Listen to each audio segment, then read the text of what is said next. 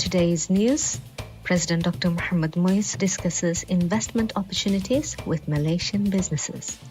First Lady Madam Sajida Mohammed attends inaugural meeting of Panghim Vedingesalla. And government launches national ID card and e-passport issuance service in Malaysia.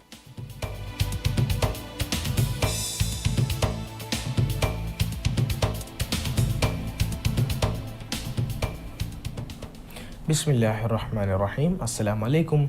Welcome to News. I'm Yusuf bin Mohammed. President Dr. Mohamed Moise departed on his first official visit to Malaysia on Monday. Upon arrival in Putrajaya, President Dr. Moise was accorded a ceremonial welcome by Malaysian Prime Minister Anwar Ibrahim. The ceremony featured a guard of honor and the national anthems of both countries, reflecting the warm ties shared by the Maldives and Malaysia. During the visit, both leaders held discussions on various avenues of collaboration and witnessed the signing of several MOUs aimed at enhancing cooperation in key sectors. These agreements focus on promoting athletic collaboration, strengthening healthcare partnerships, boosting mutual tourism opportunities, and developing diplomatic personnel through training programs. The two leaders also gave a joint press conference during which President Dr. Moise expressed gratitude for Malaysia's long-standing support, highlighting the more than 600 scholarships awarded to Maldivian students over the years. He also noted the potential for expanded collaboration in emerging fields such as artificial intelligence, cybersecurity, and defense. Both leaders also praised the country's stance and unwavering solidarity with the Palestinian cause, with Prime Minister Anwar Ibrahim praising the Maldives' decision to ban Israeli passports. Further strengthening the relationship, Prime Minister Anwar Ibrahim hosted an official luncheon for President Dr. Moise and his delegation, reaffirming the shared commitment to deepen cooperation between the two countries. The President also met with and addressed the Maldivian community in Malaysia, where he inaugurated the issuance of Maldivian ID cards and e-passports abroad for the first time. This initiative is expected to make access to essential services significantly easier for Maldivians residing overseas. President Dr. Moise also inaugurated the Maldivian Student Association Malaysia, with the government pledging an annual support of $3,000 to assist its activities and foster a stronger community spirit among Maldivian students. President Dr. Mohamed Moise, during his ongoing official visit to Malaysia, has held discussions with two of Malaysia's leading business figures, signaling growing interest in strategic investments in the Maldives. President Dr. Moise met with Tan Serisa Dr. Jeffrey Chia, founder and chairman of the Sunway Group. Their talks centered on potential collaborations in tourism, education, and healthcare, with the president highlighting the importance of on-the-job training and possible partnerships with the Maldives National University. Sunway Group's delegation, led by Dr. Jeffrey, expressed keen interest in exploring investment opportunities in the Maldives, inquiring about foreign investment procedures, taxation, and currency frameworks. They also conveyed their intent to visit the Maldives for further assessment. Maldivian ministers present shared insights into major development initiatives, including the Rasmala project and special economic zones, and reaffirmed the country's commitment to digital transformation and renewable energy, with a target of 33% clean energy use. President Dr. Moise also met with Vincent Tan, founder and advisor of Berjaya Corporation Berhad. The discussions focused on expanding Berjaya's presence in the Maldives, particularly in the tourism sector. President Moise welcomed the interest and underlined the Maldives' robust investment climate. Berjaya's leadership, including Group CEO Syed Ali Shahul Hamid, engaged with ministers on emerging opportunities supported by the Maldives' growing infrastructure and investor-friendly policies. Both meetings concluded with expressions of mutual goodwill and a shared vision for strengthened economic ties between Malaysia and the Maldives. The First Lady, Madam Sajida Mohammed, today attended the inaugural walk-in session of Anhamberinga Salla held at the Isra Behinganadi Hall in Male. The event, taking place from April 29 to 30th, 2025, is the first initiative of its kind aimed at strengthening and empowering women's development committees, WDCs, across the country. Organized by the Ministry of Cities, Local Government and Public Works, this session is specifically tailored for WDCs established under the Decentralization Act of the Maldives. The agenda of the discussion includes addressing the challenges faced by WDCs, identifying effective solutions and focusing on strategies to empower these committees. The event also aims to explore actionable initiatives that WDCs can undertake to further the empowerment of women within their communities. A total of 59 members are participating in the session, representing WDCs from Male City, Male Atoll, North Ari Atoll, South Ari Atoll, Felide Atoll and Mulaku Atoll. President Dr. Muhammad Muiz has been awarded an honorary doctorate by the International Islamic University Malaysia, IIUM, during his official visit to Malaysia.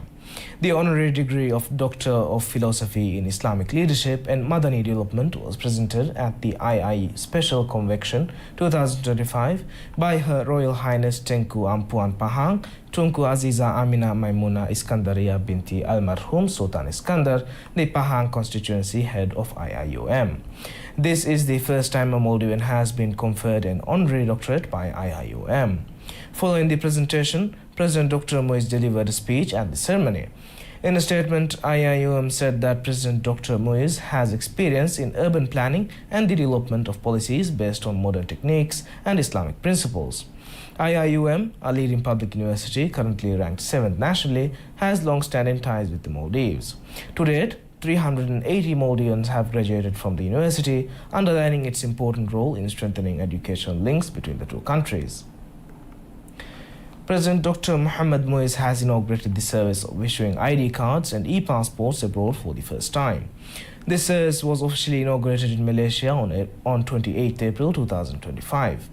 President Dr. Muiz inaugurated these services during his official meeting with the Maldivians living in Malaysia. After the inauguration of these services, the Minister of Homeland Security and Technology, Ali Hassan, handed over the first print of the Maldivian e-passport and ID card to the parents. The government stated that these services will be available from the High Commission of the Maldives in Malaysia starting today. In addition, a Maldivian Student Association was inaugurated to represent the Maldivian students living in Malaysia. Minister of Higher Education Dr. Ali Haider handed over the certificate highlighting the establishment of this association. Addressing the Maldivians who participated in this function, President Dr. Muiz stated that the availability of these services in Malaysia will make it easier for families and students. Highlighting that the Maldivian Students Association will have the government's full support, the President stated that $3,000 in Malaysian ringgits will be given to the Student Association yearly. President Dr. Muiz was accompanied by the Minister of Homeland Security and Technology, Ali Hassan, and Minister of Higher Education, Dr. Ali Haider. This meeting was attended by former President Dr. Muhammad Wahid Hassan, his spouse Madam Ilham Hussein, members of the Maldivian delegation, and numerous Maldivian families and students. President Dr. Muhammad Muiz has amended the composition of the Special Presidential Commission of Inquiry into the 18th April 2025 incident in Male, established on April 27, 2025. Upon the Commission's formation, the President appointed 3 members to the Commission. The 3 members were Dr. Muhammad Munawwar, Brigadier General Retired Ahmad Muhammad, and Dr. Muhammad Habib. Following the amendment, new members were appointed to the Commission, while Dr. Muhammad Habib was withdrawn. The current members of the Commission are Dr. Muhammad Munawwar, Brigadier General Retired Ahmad Muhammad, Dr. Musa Murad, Jabin Muhammad, Aminat Inas. Dr. Muhammad Munawwar has been appointed as the President of the Commission.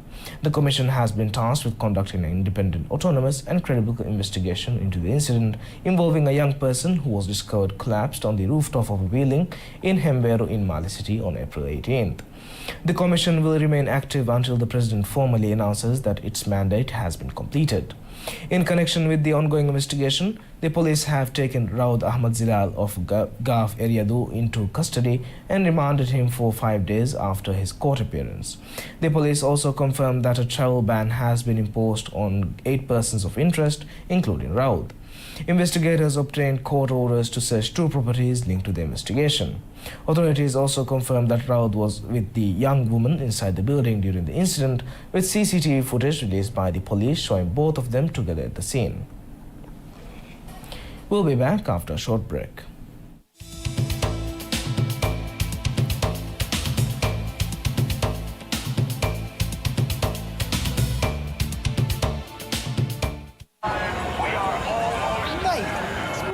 In here today. Of course, bro.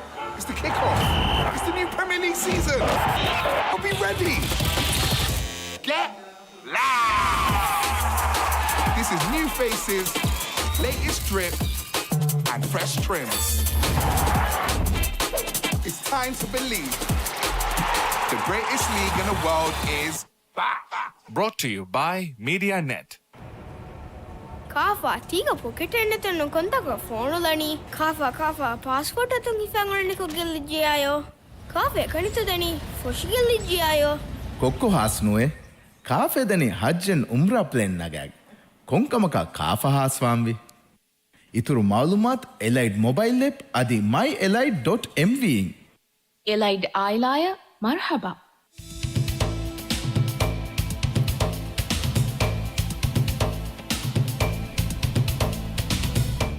Welcome back.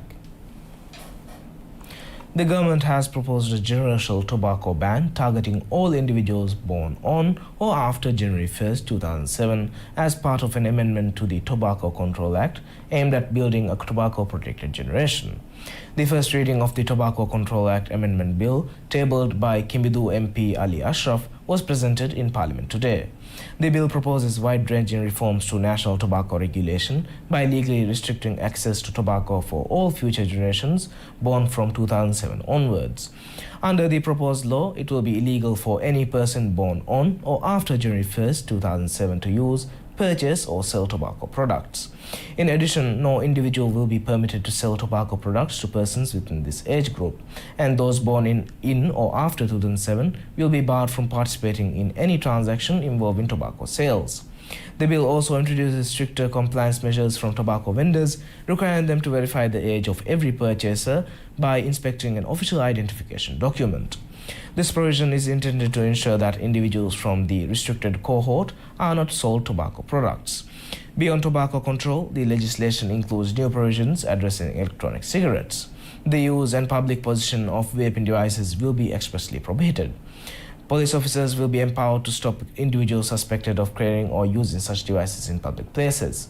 If an officer identifies someone in possession of an electronic cigarette or similar device, they may order that the item be surrendered for inspection. Should the individual refuse, the legislation permits the device to be confiscated with reasonable force, authorized if necessary. President Dr. Mohammad Moise has called on Maldivian students studying abroad to uphold the values of Islam and value the Maldivian core values. The president made this appeal while addressing the Maldivian community living in Malaysia yesterday. Highlighting that it is easy for the youth to abandon their values, President Dr. Moise reminded the youth that there is no real happiness away from Islam and Islamic values. President Dr. Moise encouraged Maldivian students to achieve academic excellence, noting that these accomplishments reflect themselves, their families, and their nation. He also called on Maldivian families to promote a strong sense of community among themselves. During this function, President Dr. Moise inaugurated ID card, e-passport services, and the Maldivian Students Association Malaysia, highlighting the state's responsibility to ensure ease for Maldivians residing abroad. To facilitate additional services, the president announced that the government would deposit $3,000 in Malaysian ringgit to the Students Association every year. He further announced the government's plan to expand the consular services provided.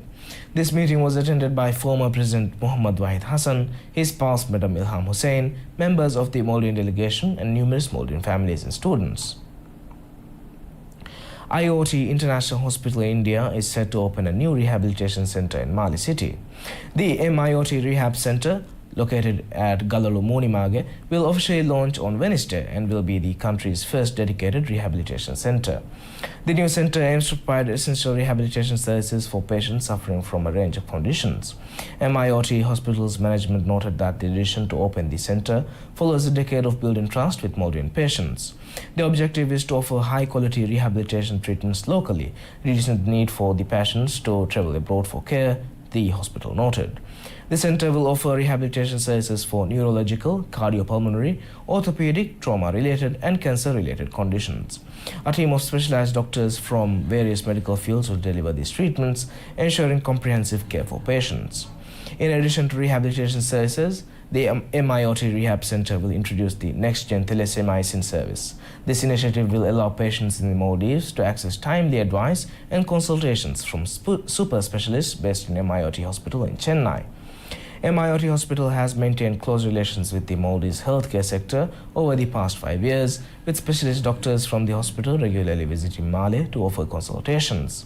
Established on 12 February 1999 as the Madras Institution of Orthopedics and Traumatology (MIOT), the hospital began as a 70-bed facility and has since grown into a respected medical institution with a strong reputation for specialist care.